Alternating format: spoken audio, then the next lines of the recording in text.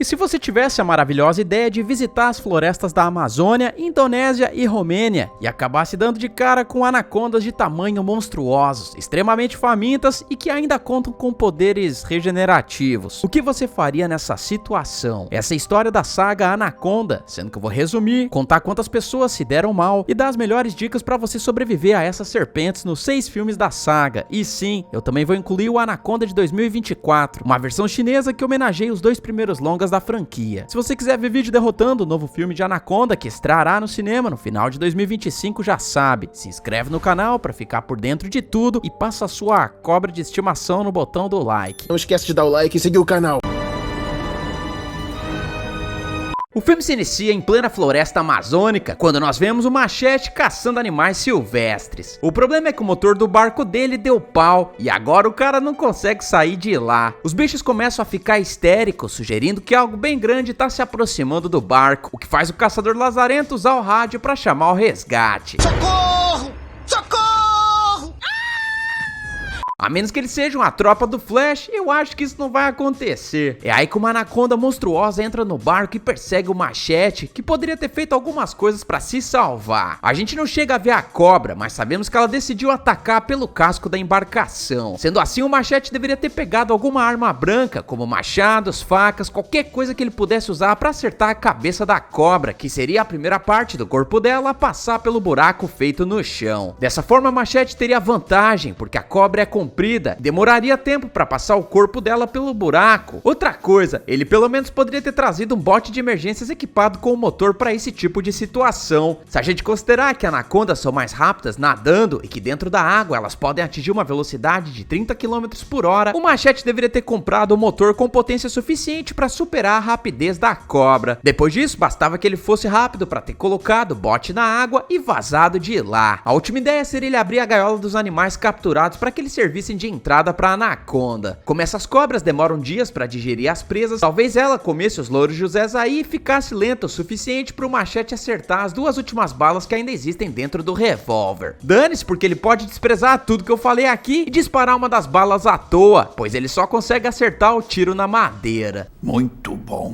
Enfim, o Machete sobe no mastro do barco e reza pra Deus o salvar, o que não vai acontecer, já que ele é um meliantezinho e traficante de animais. Não querendo ser comido vivo, o cara se dá o tiro de misericórdia, abrindo assim a nossa contagem de presuntos. Algum tempo depois, a gente conhece uma equipe de documentaristas que chegam na Amazônia em busca da lendária tribo Tocucu pegando fogo. O quê? Tá bom, o nome verdadeiro da tribo é Shirishama, e não, eu não tô falando do molho japonês. Os caras querem filmar a tribo, porém, como não conhecem o rio Amazonas, eles decidem contratar o serviço do Capitão Mateu, o melhor falante de português depois dos habitantes do Brasil, Portugal, Angola, Moçambique, Cabo Verde, Timor-Leste, São Tomé e Príncipe, as 2 Guinés e a Argentina. Chefe. Ready for Rio Negro. Patrão! Pra que lado? Que merda, hein? Além do capitão, a gente conhece os gringos também, nesse caso a diretora do documentário, chamada Terry Flores, interpretada pela Jennifer Lopez, que já dava indícios de que nunca conseguiria ser uma boa atriz. Temos também Danny, o cameraman e amigo de infância de Terry, a produtora Denise, que por acaso é interpretada pela mesma atriz que deu as caras aqui no canal recentemente, quando derrotei Malditas Aranhas, outro vídeo que vocês podem assistir clicando no card no canto da tela. Temos também o nariz de tamanduá do Owen Wilson, interpretando Gary, o engenheiro de som, o narrador Warren e o antropólogo Steven. Por falar em Steven, ele fala inglês muito bem, já que é nativo. Double check your gear, make sure it's all on board. Também desenrola o francês. Joignez-moi avec mon équipe dans les aventures excitants. Porém, é no português que ele ainda vai precisar de um reforço no Duolingo, já que em vez de dizer vem cá pro Mateu, ele fala benga, o que Mateu parece gostar bastante. Mateo, venga.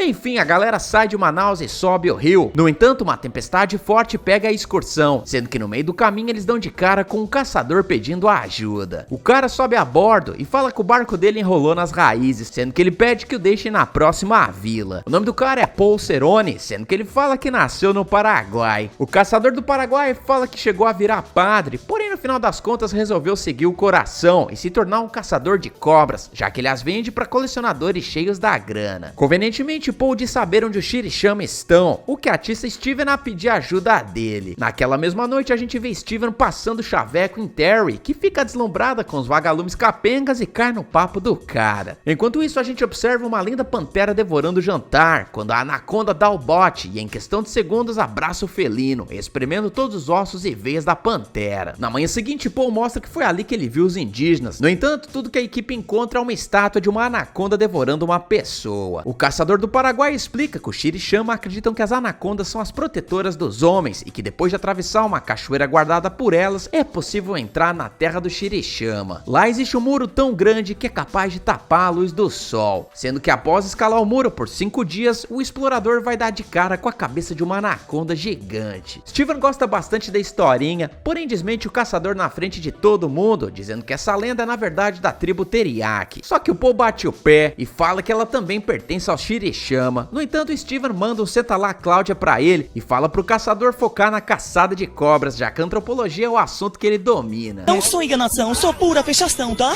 Ainda contrariado, Paul diz que eles precisam seguir pela direita, porém Steven recusa e fala que a maré vai baixar naquele lado, sendo que na opinião dele precisam ir pela esquerda. Mateu então olha pro Paul, sugerindo que os dois queriam ter ido pelo caminho indicado pelo caçador. Naquela noite, Gary e Denise falam que vão desembarcar na floresta pra capturar uns sons da natureza. É claro. É claro.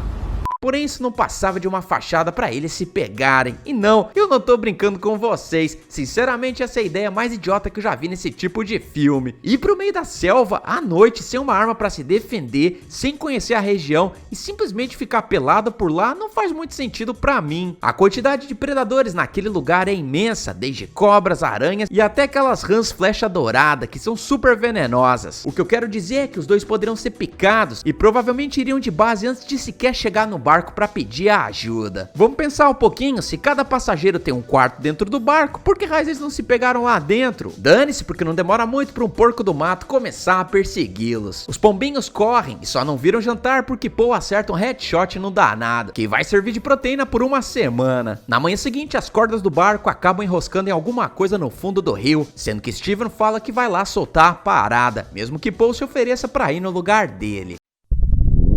Já se inscreveu no canal?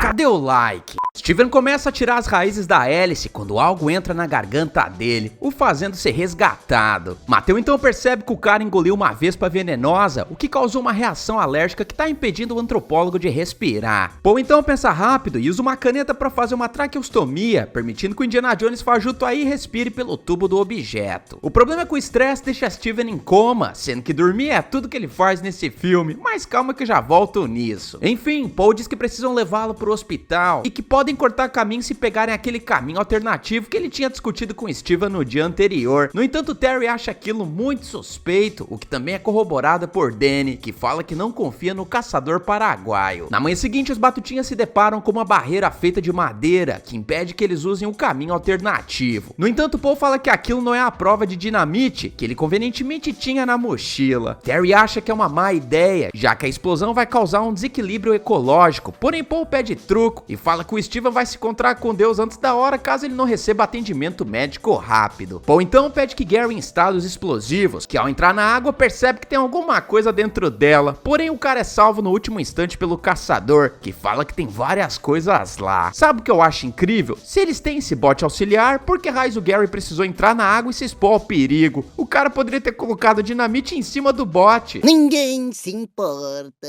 Dane-se, porque o deslocamento de ar vindo da explosão fura o bote e ainda desamarra os barris de combustível, sendo que Paul tenta puxá-los, apenas conseguindo salvar um. Eu não sei não, mas eu sempre pensei que o óleo ficasse acima da água e não afundasse nela. A pior parte é que a explosão arremessa várias cobras pra dentro do barco, sendo que uma delas se delicia com o dedo de Warren, que dá um ataque de pelanca e suplica pra Paul tirar a danada de lá. Ok, os nossos personagens realmente não figuram entre os mais inteligentes em filmes de bicho gigante. Eu digo isso porque eles não deveriam ter deixado os barris de combustível na margem do barco, sendo que a qualquer momento o percurso do rio poderia ter desatado o nó e derrubado o único combustível que eles têm por lá. Nesse caso, os barris deveriam ter ficado de pé e não de lado, onde eles rolam com maior facilidade. É verdade. Outra coisa prudente seria ter deixado os barris no meio do convés, em vez do canto. Outra coisa que eles deveriam ter feito nessa hora era ter tomado uma distância maior da barreira explodida, sendo que para isso bastava aumentar o pavio conectado à dinamite. Dessa forma, o impacto da explosão não teria nem destruído o bote e nem jogado as roludas para dentro do barco. Dane-se, porque na manhã seguinte eles encontram o barco do Machete, sendo que Paul, Danny e Mateo vão para lá na busca do combustível. Na cabine do caçador, Paul encontra uma reportagem do jornal local, onde ele aparece numa foto junto com o Machete e o Mateo, comprovando que os três eram caçadores de anacondas e se conheciam anteriormente. Enfim, Paul descobre que o Machete estava atrás de uma anaconda lendária e pede que Danny o ajude a levar um baú pro outro barco. Enquanto isso, Mateo fica para trás e burramente escorrega, caindo na água, sendo que ele diz a frase mais emblemática desse filme com o melhor português de Cuba que você vai ouvir na vida. Puta que pariu!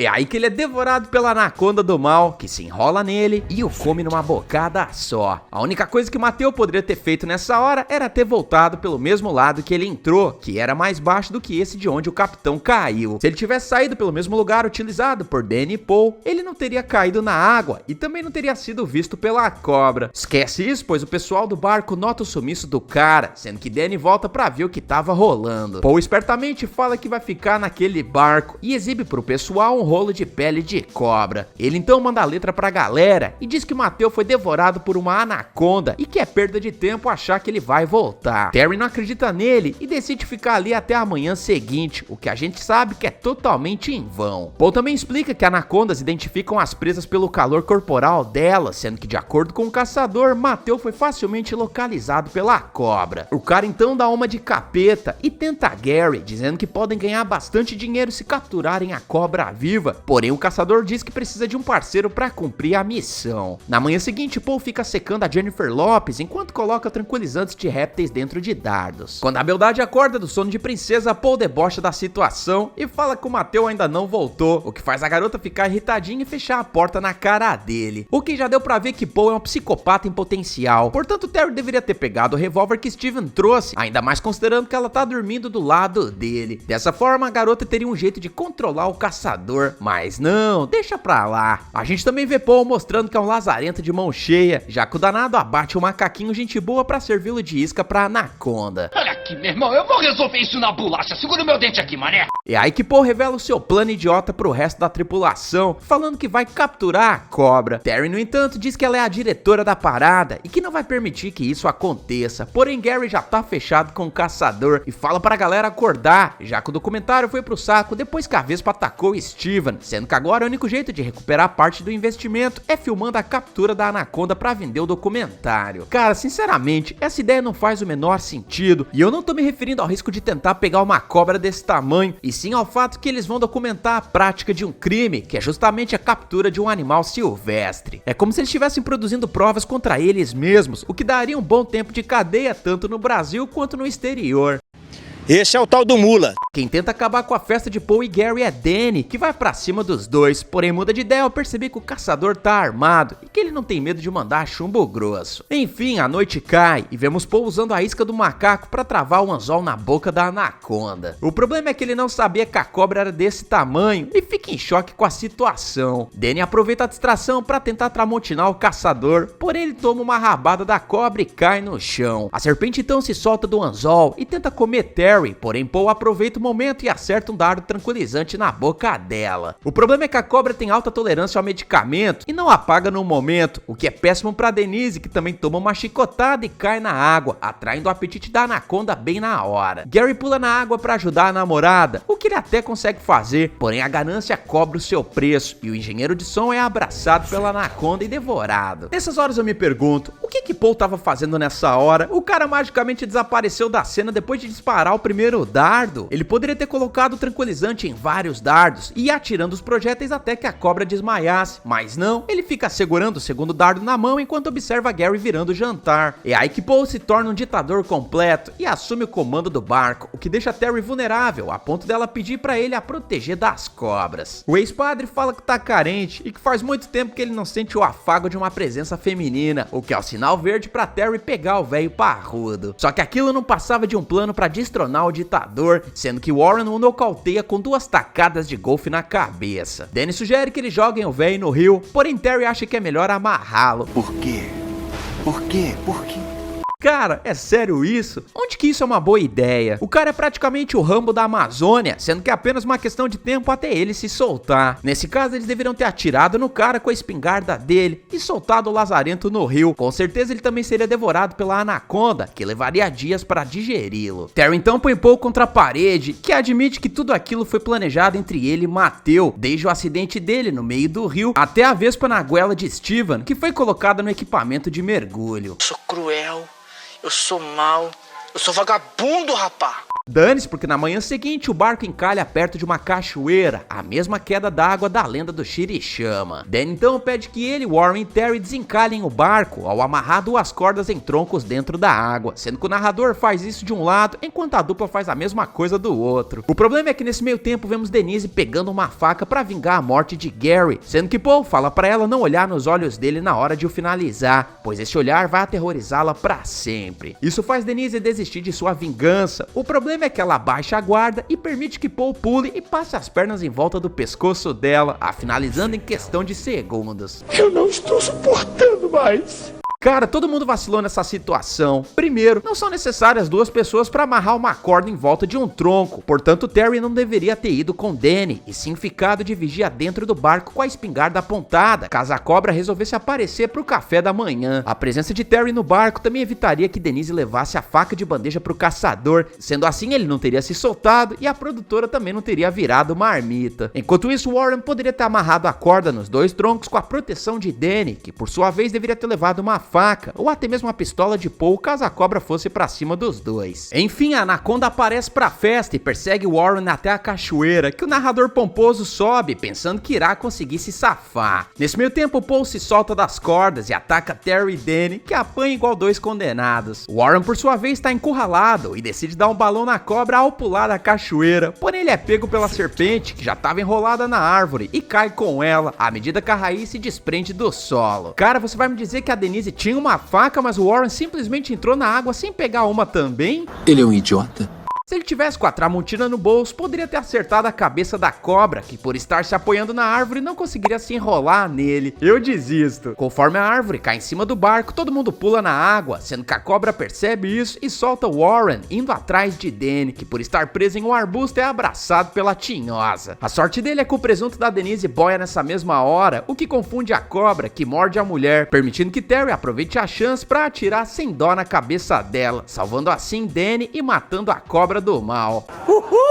Isso irrita bastante Paul, que toma a arma da mulher e se prepara para dar um headshot em Danny. Porém, a bela adormecida do Steven acorda e crava um dardo tranquilizante nas costas do caçador, o derrubando na água. Infelizmente, o dardo cai das costas de Paul, o que pra mim não faz sentido nenhum. Quando Paul é acertado com o dardo, dá pra ver que a visão dele começa a apagar, sugerindo que uma boa parte da substância já tinha entrado em contato com a corrente sanguínea. Além disso, ele toma uma cotovelada de Danny e cai na água, sendo que o que eu quero dizer é que mesmo que o dardo tenha saído das costas dele, Paul ainda estava apagado debaixo da água, sendo que não é possível respirar dessa forma, portanto, ele deveria ter se afogado em questão de 3 minutos, mas deixa isso pra lá também. O esforço da luta apaga a bela adormecida novamente, porém o tranco da árvore desatola o barco, e assim Danny e Terry seguem viagem. Eles então encontram uma instalação no meio do rio, e entram nela em busca de mais combustível. O local tá uma bagunça, contudo, eles conseguem encontrar a parada. O problema é que eles também dão de cara com Paul, e assim os dois são nocauteados por ele. Ao acordar, os dois se veem amarrados, já que agora o plano do caçador paraguaio é atrair a tal anaconda lendária, que não demora muito para chegar e se enrolar em volta dos 2 sobreviventes. Tudo que Paul precisava ter feito nessa hora era ter deixado a cobra devorá-los, já que depois disso ela ficaria lenta e facilmente poderia ser dopada com os dardos tranquilizantes. Dane-se, porque Paul prefere descer uma redinha de pescador no bacanal para só depois tentar acertar o dardo tranquilizante, o que é uma péssima ideia, já que o imbecil prende a armadilha atrás de um registro capenga, que quebra com a maior facilidade, sendo que ele poderia estar amarrado à corda atrás daquele segundo registro, criando assim mais um ponto de atrito. Esquece isso porque a cobra se solta e vai atrás do caçador paraguaio, que dessa vez não escapa, porque Danny usa as pernas dele para subir a rede e bloquear o caminho de Paul, que finalmente é devorado pela anaconda lendária. Aproveitando a distração, Terry e Danny correm, porém o cameraman é derrubado, já que a única coisa que ele sabe fazer nesse filme é cair.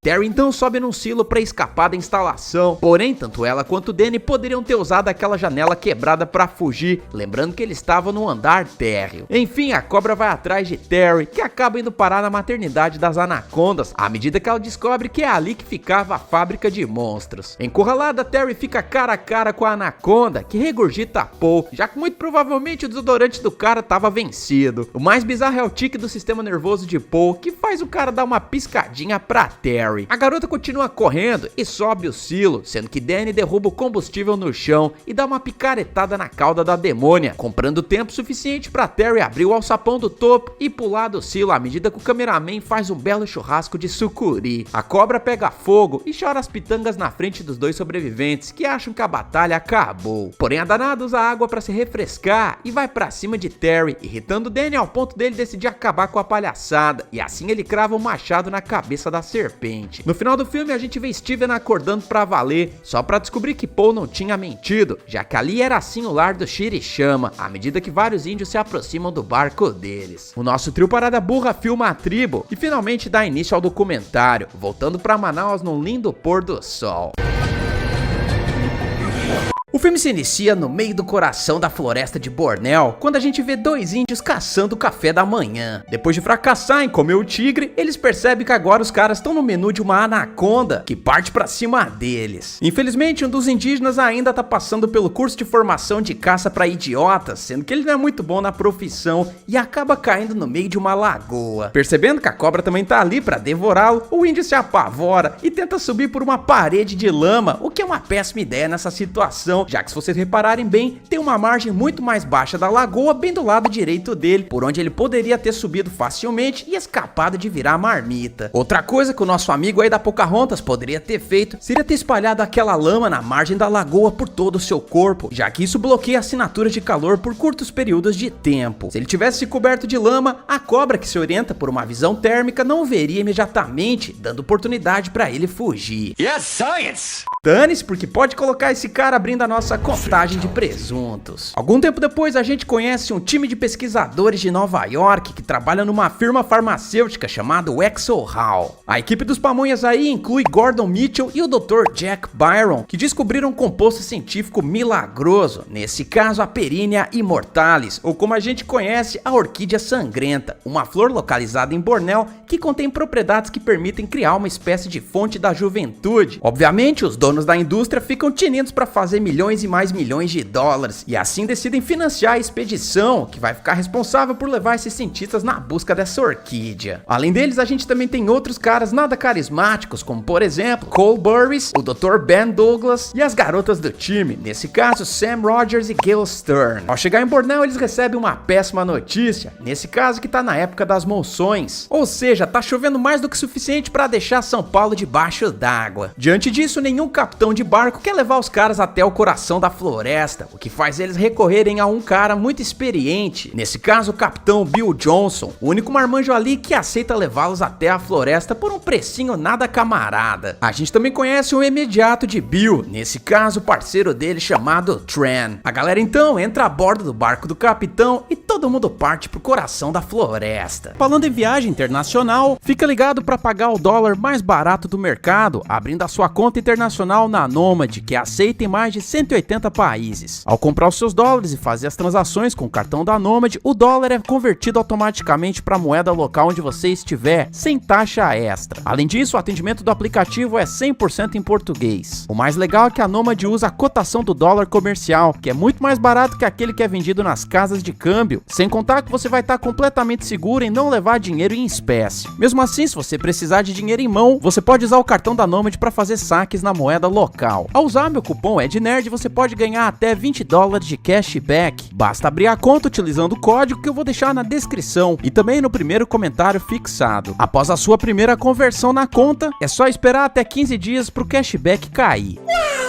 Nessas horas eu me pergunto, se essa indústria farmacêutica tem tanto dinheiro assim, por que raios eles não fretaram um helicóptero e levaram a equipe de expedição pra ir pra floresta, sendo que em cerca de umas 2 horas eles chegariam lá, pegariam a porcaria da plantinha e todo mundo voltaria de segurança.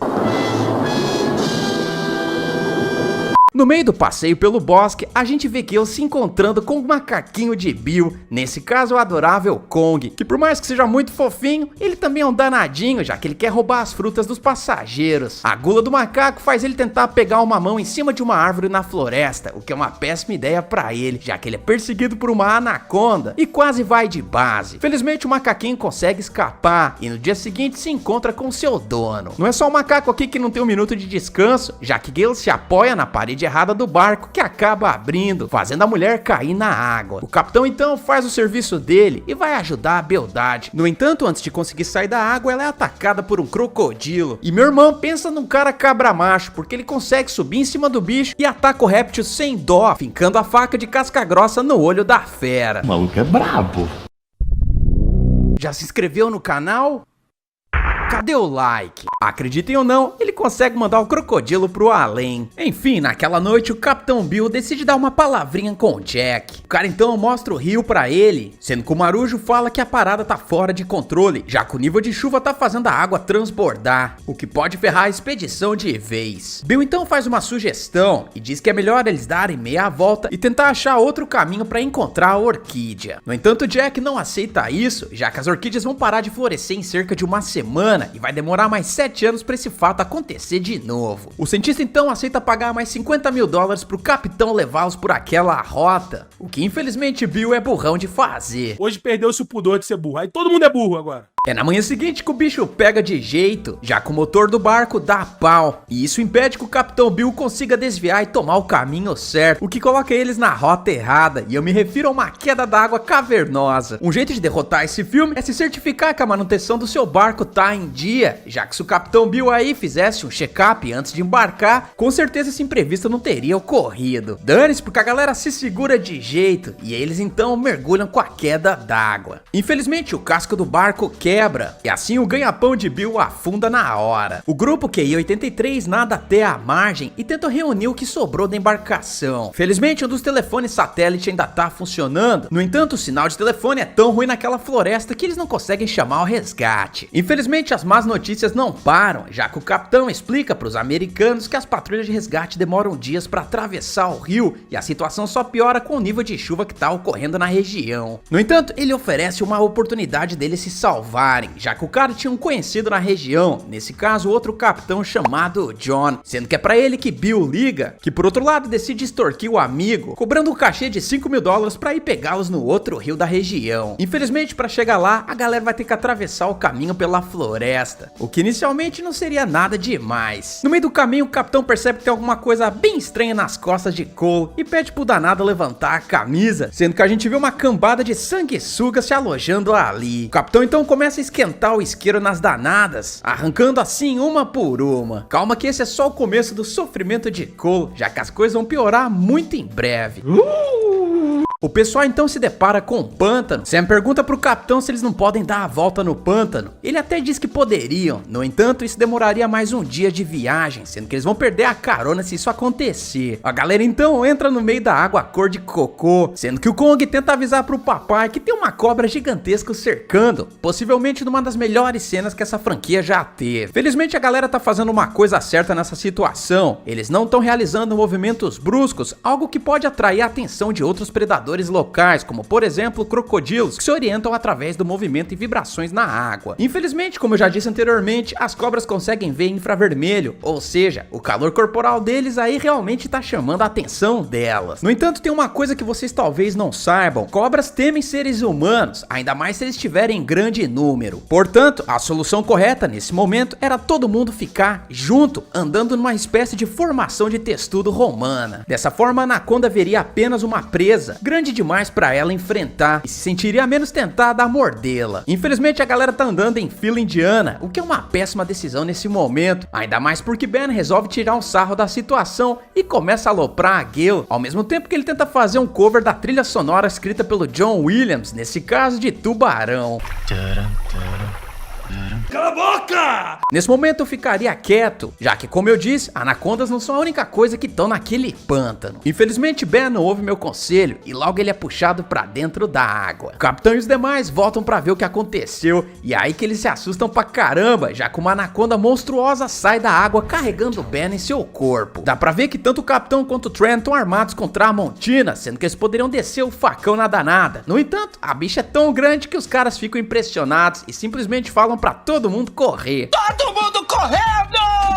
Felizmente eles chegam em terra firme, no entanto Cole tá completamente desesperado, ainda mais porque ele viu uma pessoa sendo devorada pela anaconda. O cara diz que tem que chegar no barco de John o mais rápido possível, só que Jack e Gordon pensam diferente, já que eles ainda querem ir pro meio da floresta pegar a porcaria da flor. Jack fala que o Ben era seu amigo e que mais do que ninguém ele sente a morte dele. Porém o cara tenta dar aquela sabonetada, dizendo que se eles forem embora, o sacrifício de Ben terá sido em vão. Isso acaba criando um atrito com os demais membros da expedição, que querem dar o fora de lá e voltar pro hotel pra tomar um banho quentinho. É aí que o capitão diz que eles não precisam se preocupar, já que anacondas são territoriais, sendo que uma cobra daquele tamanho com certeza caça numa grande área, e agora, tendo saciado a barriga com Ben, vai demorar semanas pra digeri-lo. Segundo o bombadão aí, ninguém mais precisa se preocupar, já que é muito improvável que eles deem de cara com outra anaconda. Eu acho que esse cara não prestou atenção no título do filme, já que eu li anacondas e não anaconda. Enfim, Gordon pergunta como é que essas cobras cresceram tanto, e aí que o capitão revela que aquela foi a maior que ele viu até o momento. O pessoal então decide dar uma parada pra recuperar o fôlego, e aí que a gente vê Gordon avaliando o pezinho dele, que realmente tá precisando de um pedicure. Na hora de colocar o pé de volta na bota, o Trent fala pra ele parar o que tá fazendo, pois o pesquisador não tinha reparado numa aranha muito exótica que tinha entrado lá dentro. Segundo o Trent, aquela aracnídea danada consegue paralisar suas vítimas em questão de segundos, sendo que demora 2 dias pra pessoa voltar ao normal. Isso desperta o interesse de Jack, que coleta o espécime para analisar no laboratório depois, já que a ideia dele é sintetizar um anestésico vindo da toxina da aranha. Nesse meio tempo a gente vê John chapando o caneco quando algo bate no barco dele. E o que o danado faz? Ele simplesmente desliga o motor no meio do rio, um local infestado de predadores. E pior, olha o tamanho desse barquinho, meu irmão, qualquer tempestade consegue destruir essa parada. É aí que ele vê outra anaconda gigantesca que tá se preparando para comer o almoço. Nesse momento o danado poderia ter dado partida no barco novamente e ganhado distância da serpente, mas não, o que ele prefere fazer? Continuar com o barco parado e tentar alcançar uma pistola que ele tinha, o que é uma péssima ideia, já que o cara tá chapado e não consegue fazer isso a tempo, sendo que a aranha morde ele no fiofó. A anaconda então arrasta o danado pra água, que no último momento de burrice dá partida no barquinho, que olha só, fica desgovernado e se choca contra a margem do rio, sendo que as chamas despertam a atenção de Bill, que tava no topo da montanha. Isso faz ele e os demais cabeçudos descerem até lá, só pra ter mais uma péssima notícia no dia. Percebendo que a carona não vai rolar, eles seguem viagem pela floresta. No meio do caminho a expedição quase se caga nas calças, já que eles encontram o John completamente estirado no meio da mata, sendo que o capitão Bill deduz o que aconteceu, falando que a cobra o regurgitou, já que se sentiu ameaçada, e explica que esse é um comportamento típico da espécie das anacondas. É aí que Gale começa a dar um ataque de pelanca e pergunta qual que era a possibilidade deles acharem outra cobra daquela proporção por lá. O capitão então deduz que as cobras estão na época do acasalamento, sendo que tem uma fêmea espalhando feromônios pela mata toda, o que tá atraindo os machos até lá. Trent então explica como é que esse processo acontece. As cobras ficam numa espécie de poço cheio de lama e todo mundo forunfa por lá, o que faz Cole chamar a parada de orgia das cobras. A batição de perna continua até que se deparam com uma vila de indígenas. Infelizmente a galera já zarpou de lá, pois o local foi invadido por anacondas, já que a gente consegue ver um indígena dentro da barriga da cobra. É aí que o time de pesquisadores repara nas estátuas que estão fazendo a decoração do local, entendendo que as mesmas orquídeas que eles estão buscando fazem parte da dieta das cobras, já que as anacondas estão ingerindo as plantinhas, as cobras crescem até morrerem, o que significa que elas estão ficando maiores do que o comum.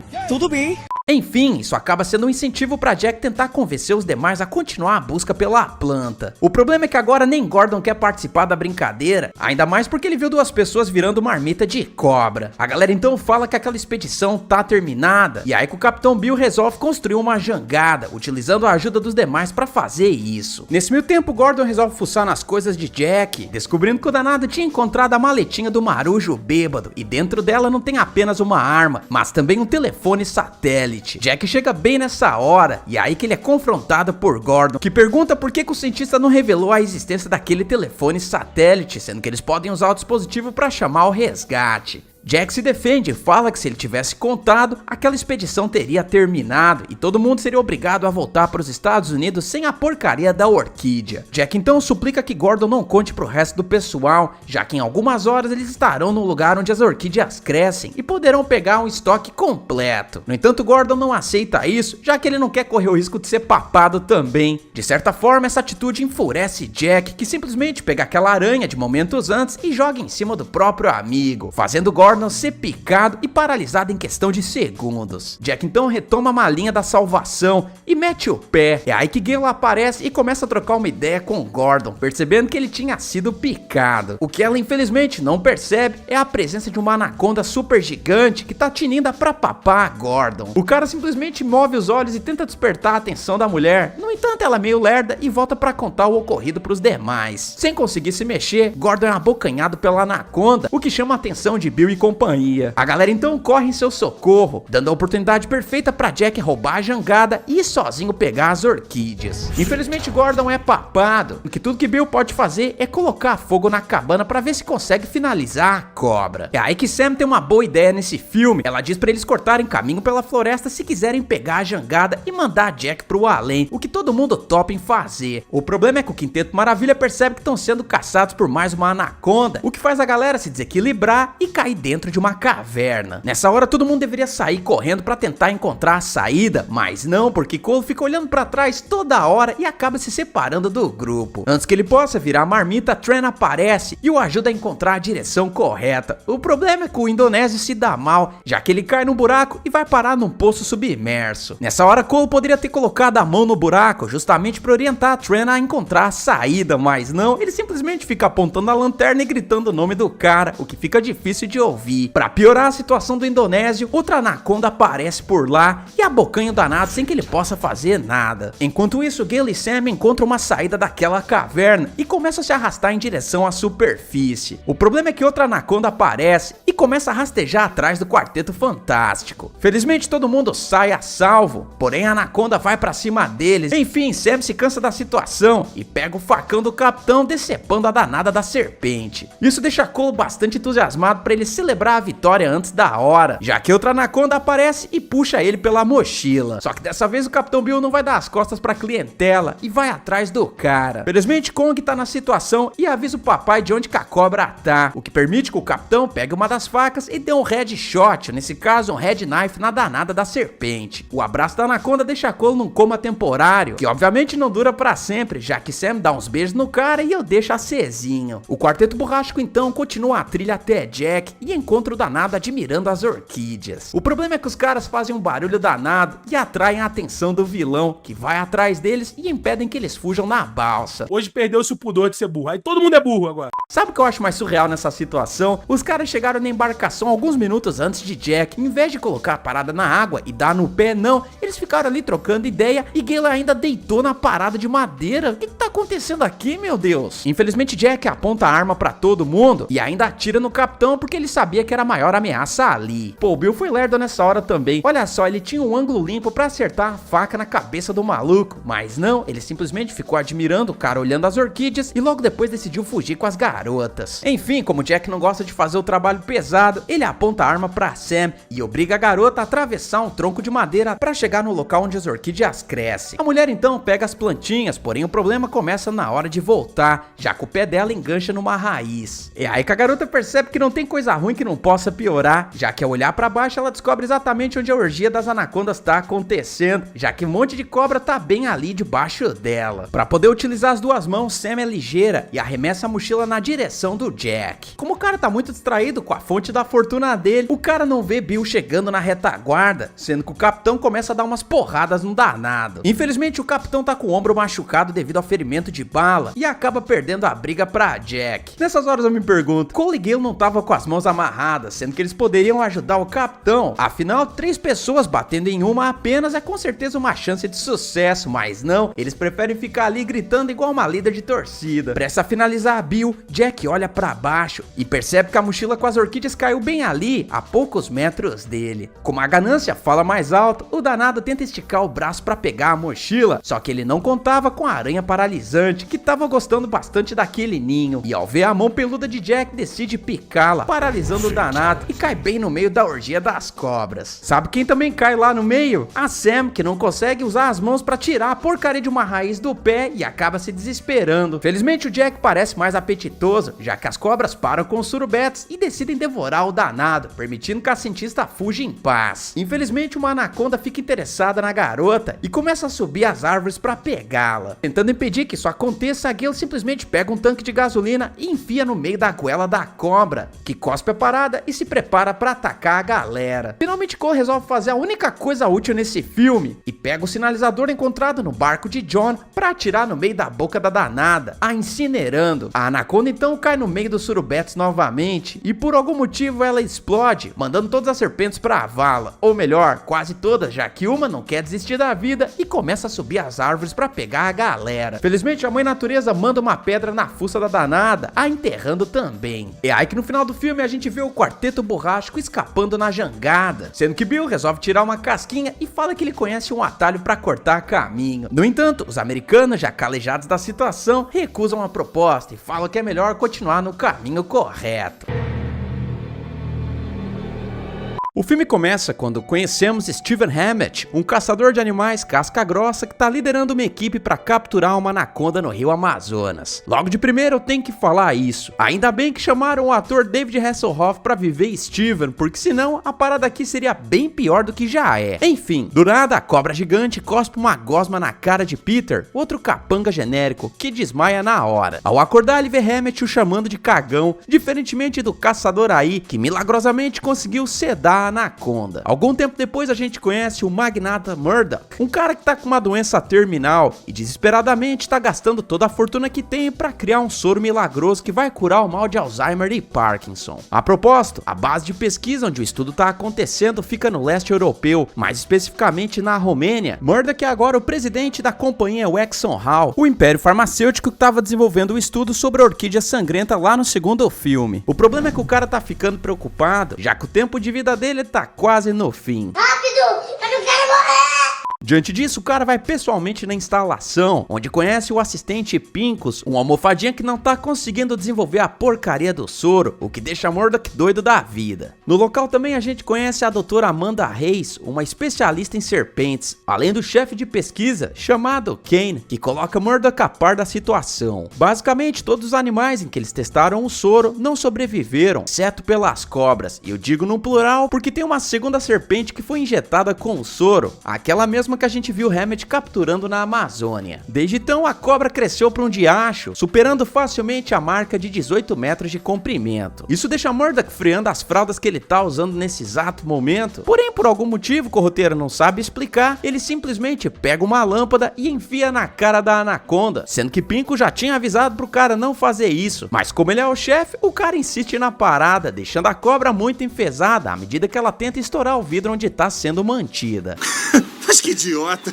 Murdoch então percebe a burrada que fez e pergunta se a espessura do vidro vai ser suficiente para conter a serpente, sendo que os empregados dele dizem que sim, afinal a largura do vidro é de 9 centímetros. Eu não sei não precisa ser exatamente o Einstein para saber como uma cobra de 18 metros tem uma força do cão, portanto eles poderiam ter revestido essa jaula com ligas de titânio, um material muito mais resistente que um vidro bagaceira como esse daí. Percebendo que a serpente vai fugir do cativeiro, um dos assistentes de laboratório tenta acionar um gás sonífero. O problema é que a cobra não tá afim de dormir e estoura o vidro de uma vez, atravessando assim o assistente de laboratório com um ferrão que fica na cauda dela? O quê?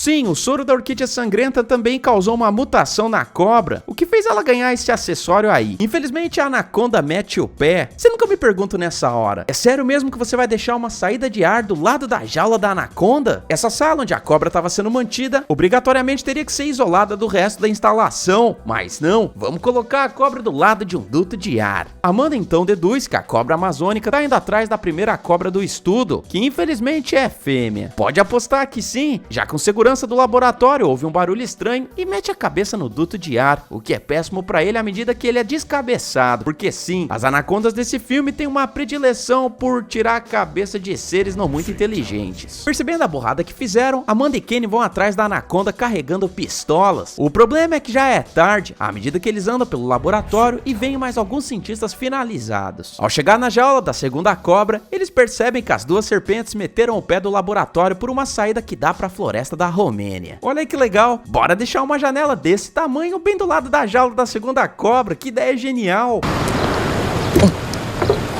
Enfim, é aí que Kenny é pego de surpresa pela cobra amazônica, que se enrola em volta dele e se prepara pra degustá-lo, sendo que ele pede pra Amanda correr. Nessa hora ela poderia ter usado a pistola pra atirar na cabeça da cobra, libertando o amigo dela, mas não, eu acho que ir pro outro lado da porta e ficar cheirando as pitangas é uma ideia bem melhor. A fuga das serpentes deixa Murdock em choque, sendo que ele culpa Pincus por isso, falando que ele é o gerente da parada e é ele que tem que tomar conta da situação a partir desse momento. Diante disso, Pincus faz o trabalho dele, contratando duas equipes de mercenários para caçar as cobras e colocar fim na vida delas. A boa notícia é que os cientistas do laboratório tinham instalado implantes nas serpentes que possibilitam que elas sejam rastreadas pela floresta. Entre esses burucutus, a maioria deles é simplesmente descartável, sendo que os únicos que realmente acrescentam alguma coisa na história é o Capitão Grosny, que basicamente a produção achou que seria uma boa ideia ter o mesmo visual que Hammett, e exatamente por isso que eu vou chamá-lo de Hammett número 2, Nick, um mercenário bonzinho, e Andrei,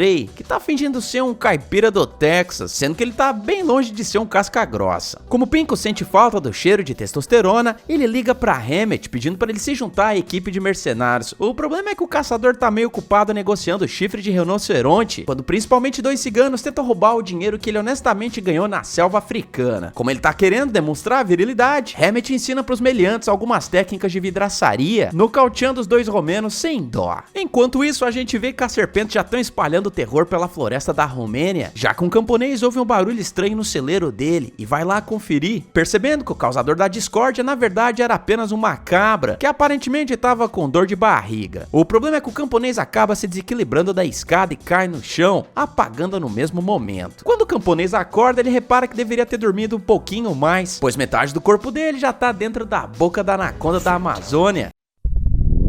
Já se inscreveu no canal? Cadê o like? Os mercenários abestados chegam na fazenda e logo se deparam com uma pele de cobra gigantesca, sendo que Amanda explica que as cobras só trocam de pele quando o tamanho delas excede a pele anterior, ou seja, isso significa que a cobra ainda tá crescendo. Infelizmente, os burucutus também reparam que o rastreador acabou ficando no chão depois que a cobra trocou de pele, sendo que eu me pergunto nessas horas, qual será o QI desses cientistas? Eu digo isso, cara, porque eles deveriam ter feito o implante do rastreador nas partes internas da cobra e não na camada cutânea, ou seja, eles não deveriam ter aplicado a porcaria do localizador na pele da cobra, sendo que cedo ou tarde ela vai fazer a troca. Burro, burro, burro. Enfim, esquece tudo que eu falei, porque a anaconda amazônica chega na situação e perfura o Hammett 2 com o ferrão que ela tem na cauda. O plano dos outros mercenários também é genial, simplesmente descarregar toda a munição que eles têm pra acabar com a danada, o que, diga-se de passagem, não funciona. E esse mercenário, que adora atirar enquanto faz biquinho, também tem a cabeça comida. Nessas horas eu me pergunto, a floresta da Romênia é muito menos densa do que a da Amazônia, o que significa que mesmo estando dentro de um helicóptero sobrevoando a área, você ainda assim consegue ver o chão da floresta. Como Murdock é montado na grana, os abestados aí poderiam ter fretado uns helicópteros e sobrevoado a área toda, atirando nas duas cobras danadas com facilidade usando rifles de precisão. Dessa forma, eles não ficariam expostos ao perigo de serem digeridos pelas cobras e ainda conseguiriam acompanhar a velocidade delas se deslocando pela floresta. Outra ideia também seria criar uma fonte de calor, já que Pincus tinha dito para os mercenários que as cobras caçavam usando a visão térmica. Portanto, se eles fizessem uma baita fogueira de São João naquela mesma fazenda, isso com certeza atrairia as cobras pra lá, bastando que eles cercassem o perímetro com explosivo C4 e os detonassem assim que as cobras chegassem no local. Dane-se, porque sair correndo a pé pela floresta atrás das serpentes é uma ideia bem melhor e que é usada pela maioria dos mercenários. Muito bom. Enfim, o problema é que eles tomam um balão da cobra amazônica, que simplesmente dá meia volta e encurrala a Amanda contra o Jeep. Cara, olha os efeitos dessa cobra.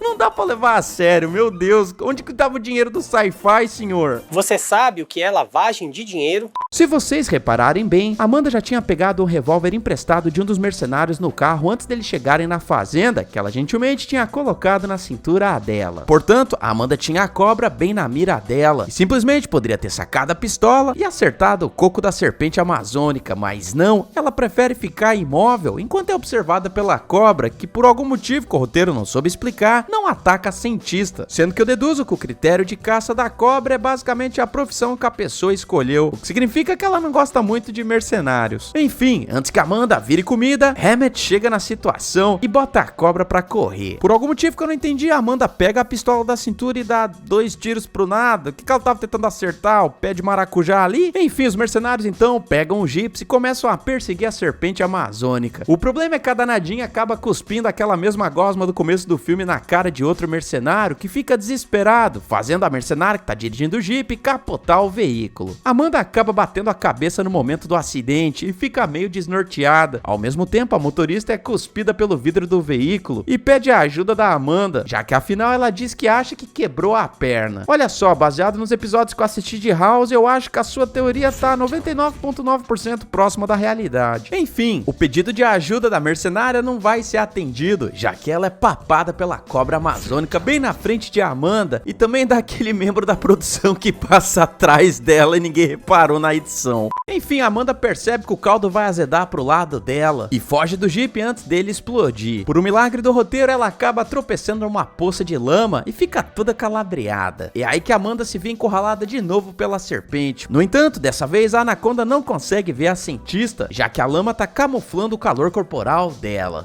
Eu entendi a referência. Eu não sei não, mas eu tenho uma leve impressão que eles pegaram essa parada emprestada do primeiro filme de O Predador, que olha só, eu também já derrotei no canal. Enfim, Hammett aparece na situação e acerta um tiro no lombo da fera, sendo que eu me pergunto nessas horas, a cobra estava completamente parada olhando pra doutora. Custava o caçador aí simplesmente ter apoiado o rifle dele calmamente no braço e atirado na cabeça da serpente? Dessa forma era uma a menos pra dar trabalho pra eles, mas não, sabe por quê? Porque Hammett fala que ele perdeu aquele tempo todo instalando outro rastreador na cobra amazônica. Enfim, os mercenários então decidem desacelerar, optando por passar a noite na fazenda. E aí que Amanda toma aquele banho pra tirar a sovaqueira, sendo que logo depois ela olha no espelho e começa a lembrar de todas as pessoas que viraram comida de cobra. Sendo que eu acho que a produção não tinha nenhuma necessidade de ter mostrado isso, afinal a audiência lembra muito bem disso, já que faz menos de 20 minutos que todo mundo foi pro saco. Ninguém se importa. Enfim, Hammett olha pra Amanda e de alguma forma percebe que a garota tá escondendo alguma coisa sobre as cobras. Ao ser colocada contra a parede, Amanda revela pros mercenários que a cobra fêmea tá grávida da cobra amazônica, sendo que em menos de 24 horas ela vai dar à luz a baby cobras, tão grandes quanto a cobra preta. Percebendo que as serpentes vão ficar com fome muito em breve, vão comer praticamente toda a população da Romênia, os mercenários arregaçam as mangas e colocam o pé na estrada para caçar as cobras antes que o nascimento aconteça. Enfim, a galera então se depara com um galpão abandonado, onde o rastreador indica que as cobras estão. O problema que eu não entendo é por que raios eles simplesmente não cercam um prédio com explosivos e detonam a parada, dessa forma fazendo uma espécie de micro-ondas com as duas anacondas. Esquece isso porque eles preferem entrar no prédio pra atirar nas cobras, sendo que eu me pergunto, eles já tinham visto que os outros mercenários tinham ido pra vala ao enfrentar as cobras de perto, portanto ficar o mais distante possível do ferrão da anaconda é com certeza o melhor jeito de sobreviver a isso. Dito e feito, porque Pincus é laçado pelo ferrão e finalizado em seguida. As cobras então convenientemente passam por Amanda sem motivo nenhum e entram em um lago, já que a qualquer momento os bebês de anaconda vão nascer. Amanda então fala que as cobras estão indo para o lugar onde tem uma fonte abundante de alimento, nesse caso a cidadezinha do outro lado do lago. Como Nick é o único mercenário aí com um pouco de inteligência, ele sugere que Hammett ligue para os militares romenos e peça apoio do exército para finalizar as duas cobras, afinal eles já perderam metade dos mercenários. No entanto, Hammett se nega a fazer isso, já que se eles caguetarem as operações clandestinas que acontecem aconteciam no laboratório de Murdoch, tanto as autoridades quanto a imprensa vão cair matando na empresa farmacêutica. O que significa que os mercenários aí também não vão receber o din-din por finalizar as cobras. Eu gosto de dinheiro. Mesmo assim, Nick diz que ele precisa ligar para os militares, o que enfurece Hammett, que pega o telefone satélite e liga pro general do exército romeno. Só que, mano, é muito óbvio que ele tá fingindo falar com alguém do outro lado da linha, ainda mais porque essa atuação fundo de quintal não engana ninguém. Socorro! Socorro! Diante disso, Nick deveria ter pegado o telefone das mãos do outro cara, justamente pra conferir se Hammett realmente tinha ligado pra alguém nos últimos minutos. Dane-se, porque ninguém se preocupa em fazer isso, e é então que o grupo decide se separar. Pô, cara, de novo! Ó, Ed, mas por que raios eles decidiram fazer isso se eles tinham um rastreador? Então, Hammett diz que a cobra de alguma forma conseguiu expelir o localizador que tinha sido acertado nela. Enfim, enquanto Andrei e Hammett vão pela floresta, Amanda e Nick pegam um jeep e patrulham a outra parte da floresta, descobrindo um outro depósito abandonado, sendo que o melhor palpite de Amanda é que as cobras foram ali pra fazer o parto. Amanda e Nick então se armam e entram no depósito, sendo que, mano, é nítido que esse filme não tinha roteiro pra 1h20 de filme. Essa cena em específico demora pra um diacho, sendo que a gente vê os dois andando mais um pouco, até que eles se deparam com o final da instalação e não encontram porcaria nenhuma de cobra. Eu não estou suportando mais. É aí que a cobra amazônica simplesmente sai de um duto de ar e se enrola em volta de Nick. Amanda tenta atirar na danada, porém ela só tem 4 balas, o que não causa muito estrago na serpente. Nessa hora, Amanda simplesmente poderia ter pegado a AK-47 de Nick que tava caída no chão e fritado a cobra sem dó, mas não. Ela prefere ficar ali chorando as pitangas pela passagem de Nick pro além, quando o cara desiste da burrice da mulher e fala pra ela correr, já que ele pega uma granada e tira o pino, se explodindo com a danada da serpente amazônica. Enquanto isso, a gente vê Murdoch falando com aquele mercenário do começo do filme, o Peter, sendo que o magnata pede pro mercenário cumprir uma missão especial pra ele. Enquanto isso, a gente vê Hammett e Andrei encontrando a Amanda, sendo que finalmente eles usam a minha ideia de explodir a porcaria daquele depósito. O problema é que Hammett não quer que isso aconteça, já que ele finaliza Andrei ao dar um tiro nele. O mercenário então fala que Murdoch pagou muito dinheiro pra ele pegar os espécimes das cobras, nesse caso os filhotes delas, já que o magnata tem total intenção de continuar as pesquisas com o soro da orquídea. No entanto, Hammett admite que não quer finalizar a Amanda, já que a mulher é pistola e poderia ser uma ótima adição à equipe dele. A garota então pergunta quanto que o cara vai levar nessa, e ele responde, revelando a quantia de 10 milhões de dólares. Como em 2008 isso era muito dinheiro, a garota fecha com Hammett e fala que vai ajudá-lo a pegar o filhote de cobra. Ah, vamos nessa! O problema é que a garota é malaca e tava tirando com a cara dele, já que ela baixa a defesa de Hammett pra desarmá-lo e iniciar um episódio de trocação.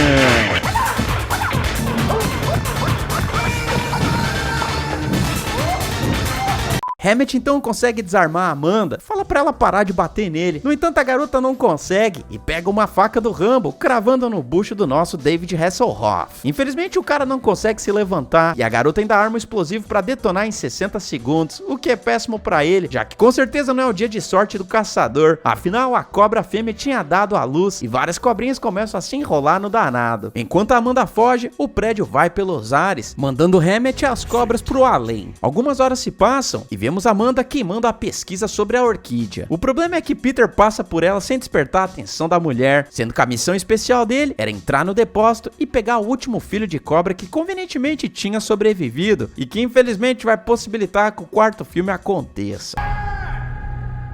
O filme se inicia quando vemos o cientista Peter Eisner testando o soro extraído da orquídea sangrenta em uma anaconda filhote. Segundo as pesquisas dele, o soro tem o poder de regenerar as células da cobaia, o que basicamente permite que ela seja imortal, mesmo que seja ferida fisicamente ou afetada por doenças terminais. Infelizmente, o soro também faz a cobra aumentar de tamanho exponencialmente, sendo que tá na cara que essa gaiola aí comprada em depósito de sucata em breve não vai mais aguentar os golpes da serpente virada no suco de orquídea. Diante disso, um dos jeitos de derrotar esse filme era Peter fortificar essa gaiola, revestindo o local com titânio, uma das ligas metálicas mais resistentes do mundo, e que obviamente é bem mais segura do que aquele vidro mequetrefe que tinha sido quebrado pela mãe da anaconda no 3º filme. Como Peter trabalhava para Murdoch, um bilionário da indústria farmacêutica, dinheiro não é necessariamente um problema. Portanto, o cientista teria todos os recursos à disposição para evitar uma fuga da cobra irritada. Dane-se, porque o cientista é burrão e sai do laboratório para pegar mais algumas orquídeas na horta improvisada dentro de uma mina desabitada. desativada. No caso de se ausentar do laboratório, onde não poderia ficar de olho na cobra, Peter deveria ter dopado o animal com sedativo até que ele voltasse pra lá. Outra solução seria instalar um sensor de movimento na jaula para monitorar caso a anaconda tentasse escapar. Se o sensor ficasse apitando constantemente, Peter poderia ter usado um dispositivo via satélite para eletrocutar a danada. Esquece tudo isso que eu falei, porque o cara sai para colher florzinha e permite que a cobra ataque a jaula, o que dá passe livre para sua liberdade e mais do que merecido café da manhã, à medida que a anaconda devora a Peter fora de tela. Já era! Alguns dias se passam e é aí que conhecemos Eugene, um mercenário fã de couro apertado que trabalha para Murdoch. O dono da empresa farmacêutica diz que tá com câncer nos ossos e que só tem mais uma semana de vida. Como ele sabe disso? Boa pergunta. Ué? Enfim, ele dá uma missão para Eugene, ir lá no laboratório do Peter e coletar uma amostra do soro da orquídea, pois Murdoch vai injetar em si mesmo para se curar do câncer. Ele diz que Peter o traiu e acabou fechando a venda do soro para outro cara rico, sendo que Murdoch tira essa informação do furico dele, porque não tem como ele saber disso. Murdoch também revela que tem uma cientista chamada Amanda que tá tentando destruir o soro e pede que os mercenários a finalizem se derem de cara com ela na floresta. Por fim, o bilionário diz para Eugene tomar cuidado, já que Peter pode ter alguns truques na manga para acabar com a vida dos burucutus. Nessas horas eu me pergunto, não seria mais simples se Murdoch tivesse contado sobre a cobra gigante? Eu digo isso porque dessa forma os mercenários poderiam ter levado tranquilizantes para dopar a serpente, ou até mesmo ter fretado um helicóptero para fazer as buscas pelo soro no ar, ou seja, sem ficar andando pela floresta e virar a marmita de anaconda. Dane-se, porque é aí que conhecemos um personagem inútil chamado Alex. Pro seu azar, ele tá chegando na mesma floresta da anaconda, já que o hobby de Alex é fazer trilhas. O problema é que ele não é muito bom nisso, pois o animal nem consegue ler o mapa e logo se perde completamente. Onde é que eu tô? Ele então ouve a anaconda se aproximando, porém Alex não é atacado e acaba dando de cara com Amanda, a herpetóloga, e mais 2 policiais da região. Se você tá achando que herpetólogos estudam herpes, eu vou logo avisando que não é o caso, já que esses profissionais estudam o comportamento de anfíbios e répteis, como é o caso de cobras. Desde os eventos do terceiro filme, Amanda vem se culpando por ter ajudado o bilionário Murdoch a desenvolver o soro da orquídea, já que várias pessoas foram devoradas pela anaconda no processo. Como recentemente algumas pessoinhas estão desaparecendo da região, Amanda simplesmente pressupôs que era porque uma anaconda gigante tava as comendo. Pô, Ed, mas a Amanda sabia que a anaconda do outro filme tinha dado cria e que o cientista maluco também tinha injetado o soro da orquídea no filhote? Na verdade não, mas esse é um roteiro do sci-fi e não do Christopher Nolan. Alex comenta que tem algo grande na floresta, sendo que Amanda pergunta se ele viu ou ouviu o animal, e Alex responde que viu e ouviu, mas isso não faz sentido nenhum, porque o imbecil não tinha visto nada. Não, nada a ver, irmão. Enquanto isso, a gente é obrigado a conhecer mais personagens inúteis,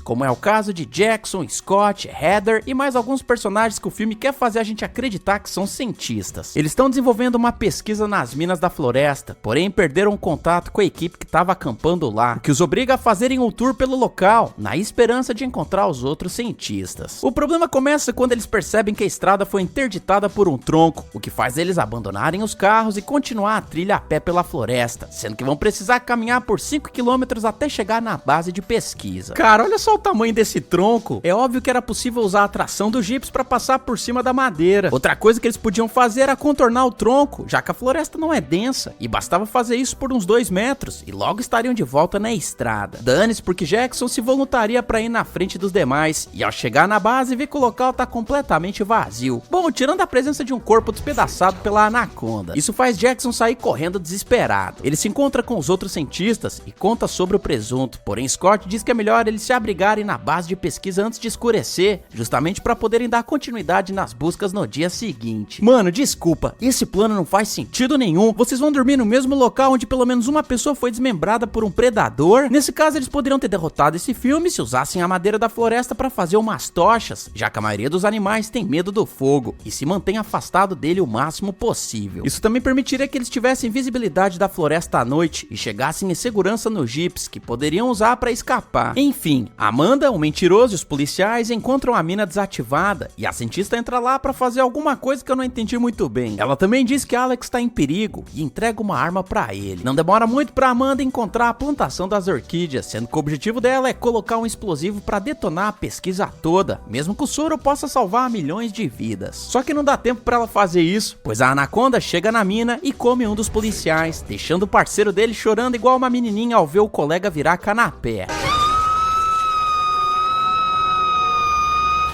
A Anaconda então começa a perseguir Amanda e Alex, sendo que a cientista fica pra trás e atira na danada, porém percebe que balas são ineficazes contra a cobra mutante. A sorte de Amanda é que a cobra devia estar com conjuntivite, pois ela tenta dar o bote, mas não acerta o alvo, e sim uma viga da mina, que faz a estrutura ceder e soterrar a Anaconda, que vai de base na mesma hora. Alex então fala que achou uma escada pra fugir de lá, porém Amanda dá um pisão de elefante e quebra parte dela, o que faz a cientista cair e bater a cabeça, assim desmaiando em seguida. Alex diz que vai chamar ajuda, porém vai ser bem difícil à medida que a chave do carro dele magicamente cai do bolso sem a Anta perceber. Quando Alex chega no carro, se dá conta de que perdeu a chave. Nessa situação ele poderia tentar fazer uma ligação direta no motor, mas eu tô achando que ele nunca jogou GTA o suficiente pra aprender isso. Ele prefere se esconder dentro do carro e repara que tá a poucos metros de distância do laboratório de Peter. E olha só, tem um segundo carro parado bem na frente da casa. Diante disso, Alex poderia ter entrado lá e procurado pela chave. Como Peter não vai mais precisar do Jeep, Alex conseguiria escapar, sobrevivendo pra contar a história. Esquece isso porque a noite cai e vemos os cientistas genéricos acampando na base de pesquisa. Heather tá com insônia e resolve tomar um ar só pra ser importunada por Jackson. Numa revelação que nada acrescenta pra esse filme, a gente descobre que os dois estão se conhecendo melhor. É aí que Heather começa a se queixar, já que uma aranha a pica na nuca. Chato pra cá.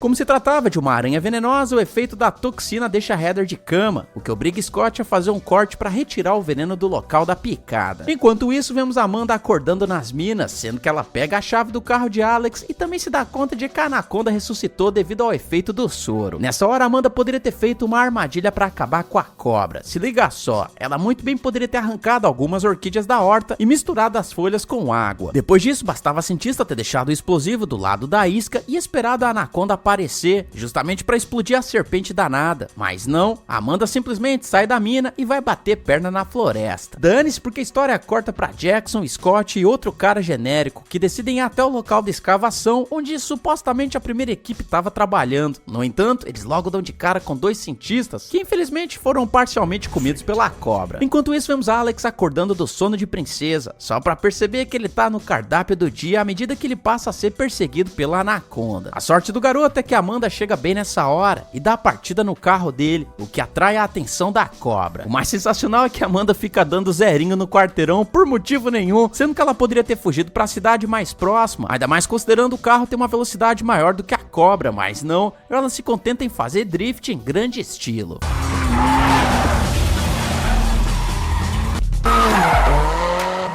Como ela não tinha assistido todos os Velozes e Furiosos, Amanda consegue capotar e tem que fugir do carro. Nessa hora ela poderia ter corrido pra dentro do laboratório onde Alex já estava se escondendo, já que dessa forma eles poderiam ter se escondido em algum banheiro ou qualquer outro cômodo onde a cobra não conseguisse entrar devido ao seu tamanho. A última coisa que eu faria seria fugir pela floresta, onde não tem um lugar seguro pra eu me abrigar. É exatamente isso que os dois abençoados fazem, à medida que Amanda tenta atirar na cobra, mesmo já sabendo que ela se regenerava dos ferimentos de bala mais rápido do que um arrastão em Copacabana. O barulho dos disparos atrai o grupo de cientista genérico, além dos próprios mercenários de Araque, sendo que todo mundo vai correndo pro mesmo local. É aí que o cientista genérico, que eu não sei o nome, decide ajudar Amanda e Alex e burramente sai correndo na direção da cobra pra atirar nela, o que não faz sentido nenhum. A única solução numa situação dessas era os cientistas guiarem Amanda e Alex até o acampamento deles, onde poderiam se abrigar dentro da casa, mas não, o cientista genérico prefere ser comido sem dó. Por falar no acampamento, vemos Heather e a outra garota encontrando o único sobrevivente da equipe Alpha, que aparece com o braço comido pela Anaconda. Heather chama Scott no rádio, já que ele era o único cara ali com habilidades médicas, porém quem ouve a transmissão é o Ginny, que pergunta onde as garotas estão acampando. Enquanto isso, vemos a Anaconda perseguindo a Amanda, o que leva a cobra diretamente pra cima dos mercenários. Um dos burucutus cai no chão e é zoado por um colega de profissão, o que faz o vilão atirar na perna dele e o deixar pra ser comido pela cobra. Nessa hora, o mercenário poderia simplesmente ter atirado na serpente,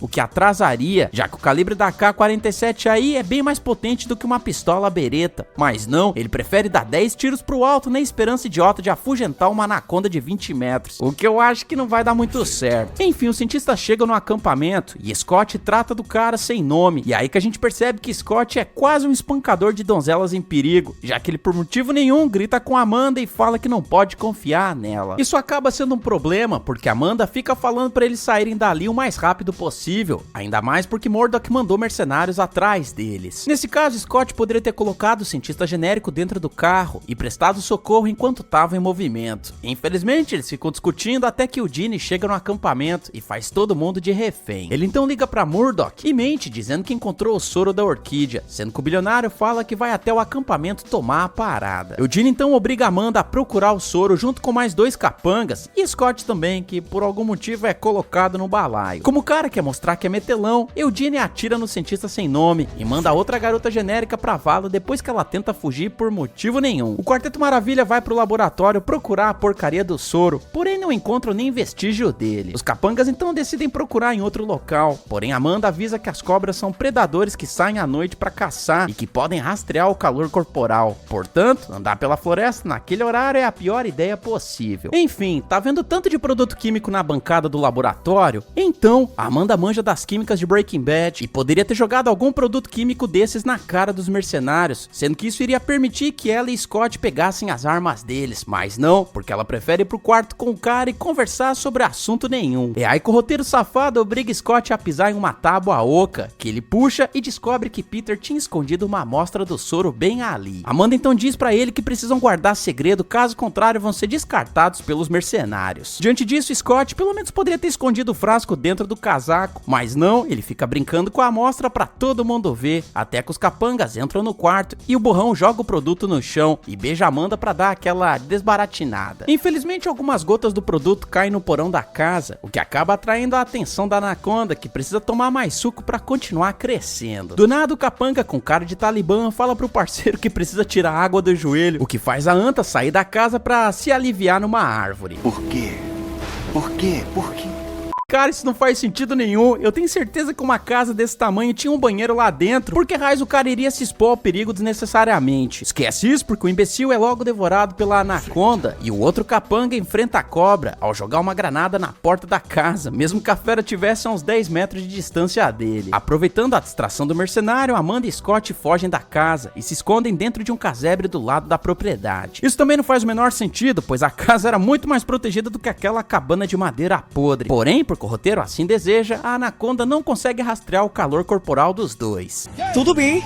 Na manhã seguinte, vemos Scott mais uma vez querendo sentar a porrada nas senhoritas indefesas, já que o cara fica revoltado com a cobra, pois ela comeu vários amigos dele e simplesmente empurra Amanda na porta, dizendo que é tudo culpa da garota. Depois de mais um ataque de pelanca, o cara joga um cesto na parede, que acaba caindo no chão e revelando que Peter tinha escondido a fórmula do soro e mais algumas amostras do produto milagroso bem ali. Conforme eles tentam voltar pro acampamento, dão de cara com um capanga mau lançador de granadas, que aponta a arma pra dupla. No entanto, a briguinha de quinta série aí é interrompida pela Anaconda, que aparece e se prepara para fazer o café da manhã. Como Amanda e Scott estão com o soro, a cobra dá preferência para eles e os persegue, deixando o capanga com cara de rabicó sujo, já que ele tinha arrancado os pinos das 2 granadas para não sentir a cobra o abraçando, o que faz o imbecil se auto-explodir. Scott então fala para Amanda voltar pro acampamento, já que o roteiro também se cansou dele, e faz o cientista dizer que vai distrair a fera. Eu acho que isso não dá muito certo à medida que a Anaconda aparece e o devora em questão de segundos. Cara, se eles tinham umas 4 amostras do soro na mochila, não seria muito mais inteligente ter derramado um pouco do líquido no chão e deixar a cobra se deliciar? Eu não sei, é só uma ideia. Como a digestão da cobra desse filme é na velocidade de cozinhamento de um miojo, ela não perde tempo e persegue a Amanda, que pelo menos é um pouco inteligente, e pega o galão de combustível do carro que ela tinha tombado, o batizando com gotinhas do soro, o que é um prato cheio pra cobra, que logo engole o galão. A Amanda então mostra que a prática em treino de tiro compensou, à medida que ela acerta o galão e explode a cabeça da cobra danada. Nessa hora, Amanda poderia ter se dado ao trabalho de terminar o serviço, e eu me refiro a colocar fogo no corpo da Anaconda. Se vocês se lembram, Amanda sabia que a cobra era capaz de se regenerar, conforme o que tinha acontecido nas minas. Portanto, a prioridade aqui é reduzir a serpente a átomos, impedindo que a regeneração celular aconteça, mas esquece isso também. Nesse meio tempo, vemos Murdock chegando no acampamento, sendo que a condição médica dele tá de mal a pior, à medida que o azarado precisa andar com o auxílio de uma bengala. Guarda bem essa informação, porque ela é bastante importante. Lá ele encontra Vazelli, o policial que estava acompanhando a Amanda no começo do filme. E assim como boa parte dos policiais nos filmes do sci-fi, é óbvio que esse cara tinha que ser corrupto. A gente descobre que Vazelli já tinha sido contratada por Murdock para encontrar a porcaria do soro. Contudo, as coisas agora mudaram, porque o policial fecha um acordo com o Eugene. Vazelli, na verdade, era o concorrente de Murdock, que também tinha contratado o Peter para terminar de desenvolver o soro, o que não faz sentido nenhum, já que o cara era apenas um policial quebrado da Romênia e que mal teria dinheiro para pagar todas essas pessoas. Porém, eu desisto de tentar entender esse filme. Vazelli pede que Eugene atire em Murdock, porém o roteiro deixa tempo suficiente para Jackson pegar um canivete escondido e atacar o Eugene, o que faz ele acidentalmente ferrar com a vida de Vazelli. Eugene é nocauteado e Murdock surpreendentemente é curado do câncer, já que ele sai correndo sem a bengala num passe de mágica. Jackson então cai na porrada com o último mercenário, sendo que ele muito bem poderia ter usado a arma que estava na mão dele 2 segundos antes, mas eu acho que socos na cara são muito mais prazerosos. Como o capanga sabe que a pólvora ganha da mão, ele atira no ombro de Jackson, que cai no chão e logo se prepara para o encontro com Deus misericordioso. É aí que Amanda chega no melhor estilo Lara Croft e fuzila o último mercenário. No entanto, a garota não tem um minuto de descanso, pois Murdock aparece com uma metralhadora e fala que quer o soro em troca das vidas deles. Olha só, eu acho que o câncer voltou porque a bengala tá sendo necessária novamente. Amanda resolve deixar a treta com o ex-chefe de lado e entrega o soro pra ele, que se revela um homem de palavra e deixa a cientista Jackson, Heather e Alex fugirem em um dos carros. Murdock poderia ter sobrevivido também se tivesse entrado no jeep dele e dirigido até um local seguro pra aplicar o soro, mas eu acho que ele só tinha mais uns 5 minutos de vida, pois ele se injeta com o suco ali mesmo e fica todo felizão à medida que tá curado do câncer. Infelizmente, o cheiro das pétalas da orquídea atrai a anaconda, que em 2 segundos se enrola no bilionário e o devora. Eu espero que o soro consiga reconstruir Murdock depois que ele for cagado. Quem acorda no meio do rolê é Eugene, que corre pela floresta e se esconde atrás de uma árvore pra acabar com a vida dos cientistas. Enquanto isso, Amanda programa os explosivos nas minas pra acabar com o cultivo da orquídea e explode a parada toda. Ela e os outros sobreviventes dirigem até o tronco caído e trocam de carro, porém não reparam que Eugene pegou uma carona clandestina. Pra completar a presepada, vemos que a anaconda ainda tá rastreando as outras amostras do soro, o que é péssimo pra Amanda e os outros, pois ela tá cada vez mais se aproximando do carro. Como Eugene não tá afim de virar marmita de cobra, ele puxa Jackson pra fora do carro, que quase cai, porém o cientista se engancha na bundita de Eugene numa posição bastante esquisita.